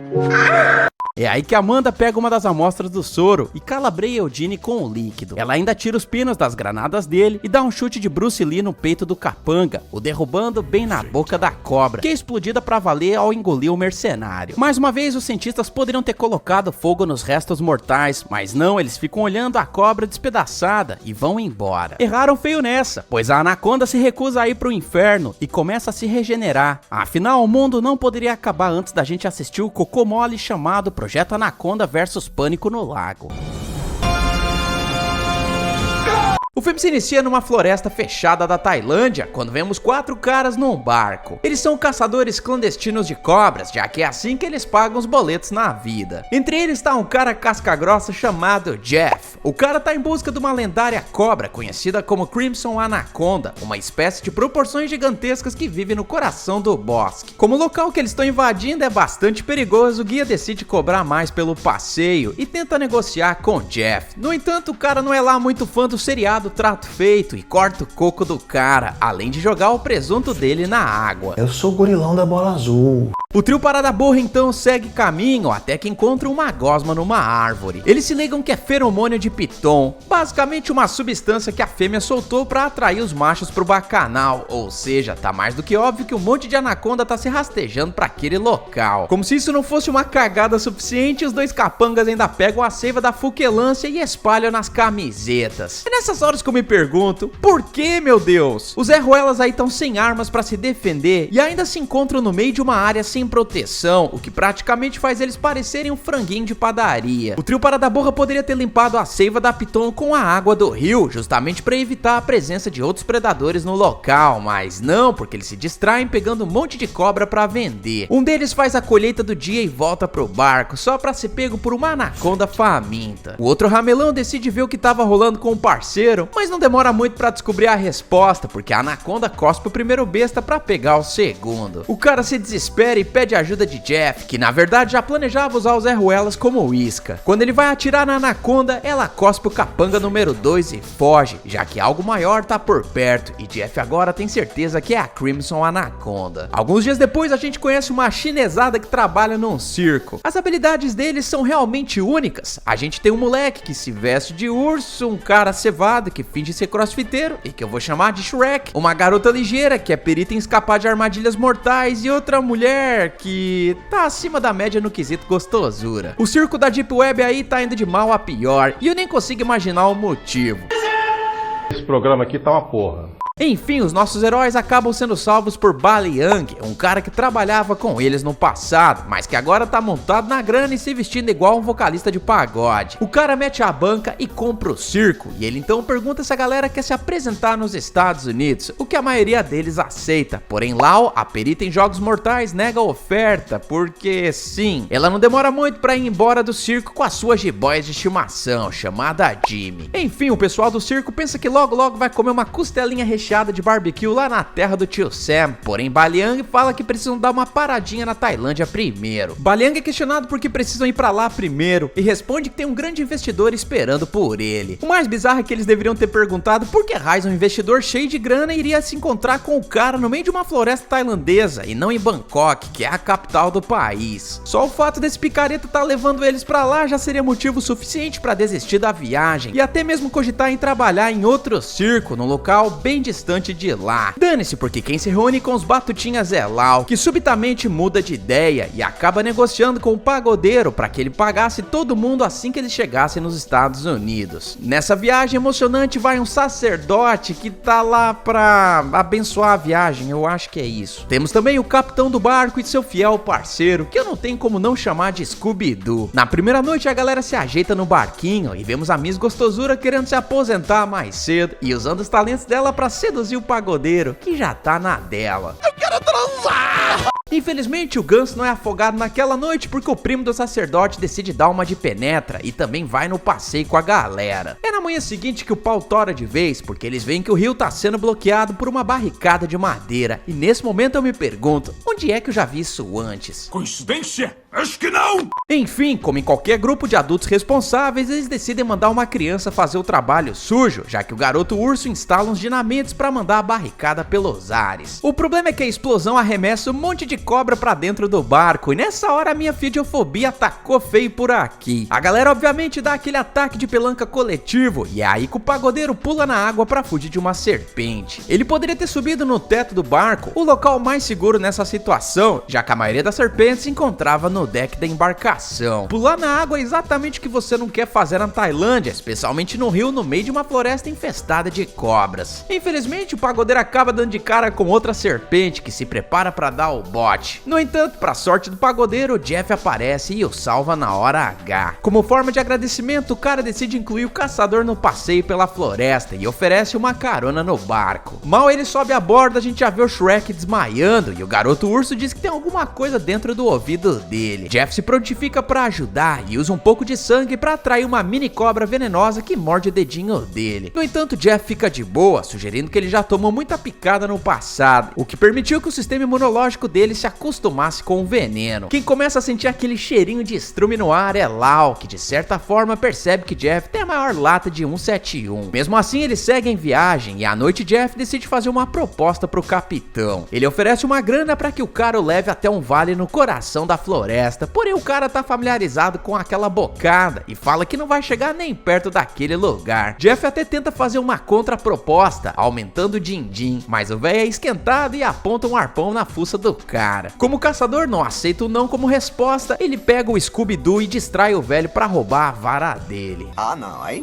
ele extrapolou. Ali, mete a bala nele, mata esse danado! Quando o capitão percebe que a parada tá no meio da água, ele se estica pra pegar a vara e é puxado pra dentro do rio por obra de Jeff. No dia seguinte, vemos o caçador safadém cortando uns peixes e jogando na água. Lau chega na situação e pergunta onde que o capitão tá, porém o cara dá uma de João sem braço e diz que não sabe de nada. É aí que a gente vê que o capitão capitão já tá fazendo cosplay de minhoca dentro da água, sendo que o sangue do peixe jogado por Jeff tá servindo basicamente como isca de anaconda. Lá olha a situação e sente que a parada não tá muito certa não, e se prepara pra pegar uma arma pra sentar no danado do caçador. Infelizmente a mãe natureza interrompe a treta e começa a puxar o cabo de aço que tava preso na isca, o que faz a anaconda se revelar pra plateia e consequentemente fazer todo mundo borrar as calcinhas. É aí que Jeff tenta capturar o bichão, mas acaba sendo puxado pro rio. Milagrosamente o danado consegue entrar num barco velho, porém a cobra vai atrás dele e se enrola em volta da embarcação. No entanto, Jeff é basicamente um MacGyver, já que ele escapa e volta pro barco, porém a anaconda danada vai atrás e vomita o capitão, já que ela quer dar uma variada no cardápio. A galera então corre e a cobra decide ir atrás do padre de festa junina. No entanto, a serpente fica entalada na porta e essa era justamente a hora perfeita pra Lau pegar o machado que Jeff tava usando pra cortar os peixes e cravado no corpo da serpente, mas não, porque ninguém aí faz porcaria nenhuma e cada um vai pra um canto. O garoto urso e o Shrek são encurralados no banheiro e quase viram marmita, porém eles escapam e dão de cara com Lau, que por sua vez encontrou o arpão de pesca do capitão, que olha só, ela não decide fazer absolutamente nada com ele. A mulher tinha a cobra bem na frente, poderia ter finalizado a danada ali mesmo, mas deixa pra lá, porque a anaconda bate num galão de combustível que entra em contato com as dinamites do capitão e manda o barco pra casa do chapéu. Sem escolha, todo mundo pula na água e agora eles não têm nem comida, nem transporte e muito menos o jeito de se defender. Apesar dos apesares, Jeff diz que tem um plano que consiste em 2 dias de caminhada até o barco dele. Segundo ele, de lá eles poderão voltar pro porto. No entanto, Lau não confia no cara e fala que eles têm que encontrar um rádio pra chamar ajuda.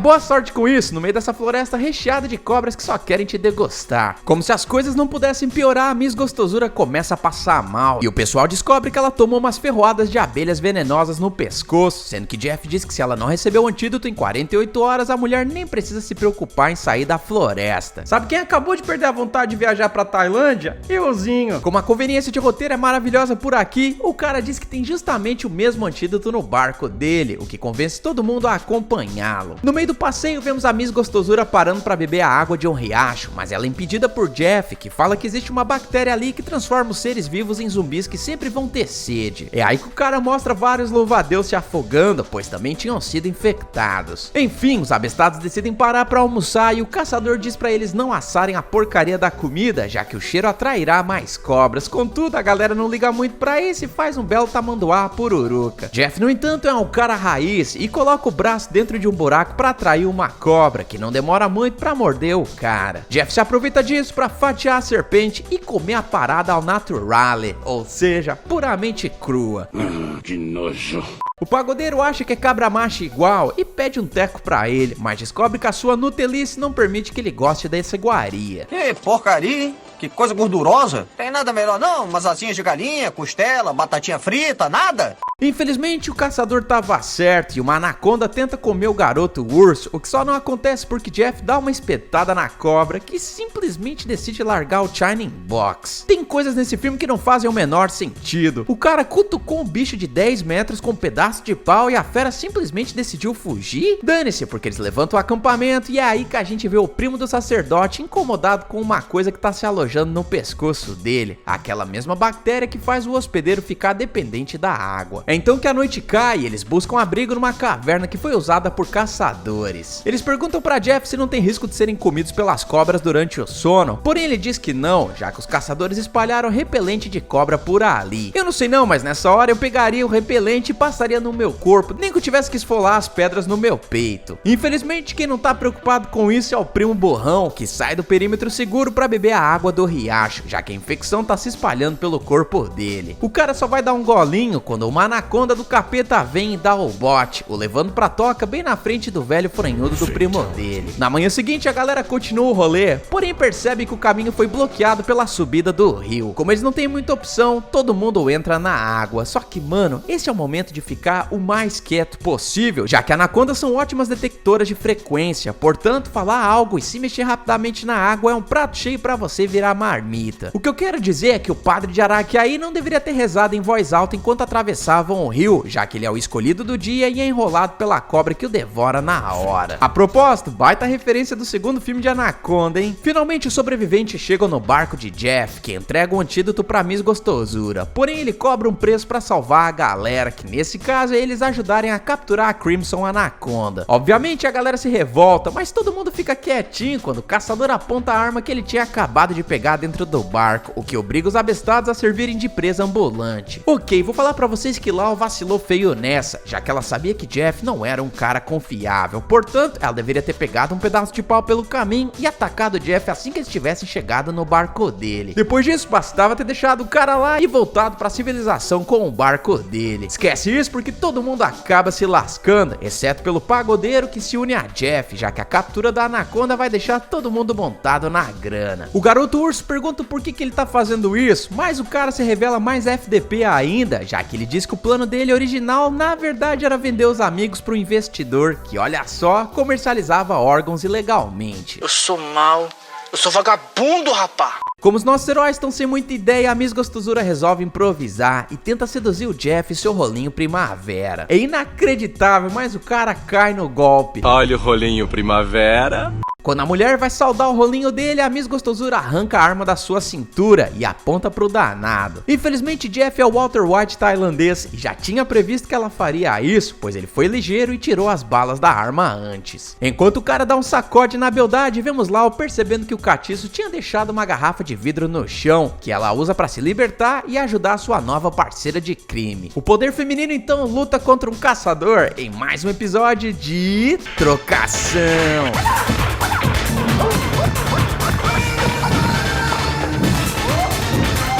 Felizmente Lau segue o meu conselho e acerta o pau na cabeça de Jeff, que desmaia logo em seguida. As garotas então correm de lá para ajudar os outros abestados, mas vacilam feio nessa hora, porque como eu sempre digo nos vídeos desse canal, tem que finalizar a porcaria do serviço, ou seja, Lau deveria ter quebrado o pau todo até que Jeff partisse desse plano espiritual. Dane-se, porque no meio dessa loucuragem vemos o pagodeiro sendo comido por outra anaconda, e é a partir desse momento que o bagulho pega fogo, já que a Miss Gostosura repara que Jeff tinha cravado uma tramontina no bucho dela, o que a coloca em contato direto com a dona da foice. Agora os últimos 3 sobreviventes se preparam para voltar pro barco, porém Jeff aparece depois da paulada e se prepara para comer o couro deles. Pra sorte do trio parada burro, uma anaconda chega pelas costas do cara e arrasta o maluco pro inferno. O pessoal então aproveita para escapar e tentam dar a partida no barco, porém o motor tá com preguiça e não tá muito afim de trabalhar não, o que dá a oportunidade perfeita para Jeff disparar um tranquilizante na nuca do Shrek. Mas peraí, como é que esse Zé Ruelo sobreviveu? Então, um flashback sem vergonha mostra que o cara conseguiu arrancar a cabeça de uma anaconda adulta com a porcaria de uma navalha. Dane-se, porque o caçador amarra todo mundo de novo, e é aí que eles se veem cercados por várias anacondas. Quando os 3 percebem que vão virar rodízio tailandês das serpentes, algo maior sai da floresta e come uma das cobras menores. E sim, eu tô falando da Crimson Anaconda, a maior predadora da espécie. E não é que a danada da cobra fica muito feliz de ver a oferenda bem na frente dela, tão feliz que ela se enrola em volta do trio parada burra pra devorá-los ao mesmo tempo. Jeff então faz a coisa mais inteligente em filmes de cobra gigante, ele aciona uma rede pra pegar a cobra, o mesmo plano idiota do filme original, o que me leva a deduzir que esse cara não assistiu a história de 1997, caso contrário ele não faria isso aí. O que eu quero dizer é que o cara poderia ter usado a mesma arma de tranquilizantes que ele disparou na nuca do Shrek, dessa forma ele poderia dopar a cobra primeiro e só depois ter acionado a rede, mas não, porque ele se afoba e acaba sendo feito de pano de chão, porque o imbecil acaba varrendo todas as folhinhas da floresta com o corpo dele. Felizmente a cobra leva a melhor e faz o cara ser entalado na vegetação. Jeff pode até sobreviver a 500 anacondas, finalizar uma delas com canivete, mas acaba perdendo pra uma árvore. Você tá de brincadeira. Finalmente Jeff diz adeus ao mundo cruel, já que ele é pego e devidamente digerido pela cobra, que ainda não satisfeita vai atrás do Baby Beef, ou nesse caso do garoto urso, que mostra que realmente tinha algum talento, porque ele rói a corda e livra todo mundo de virar um lanchinho da tarde.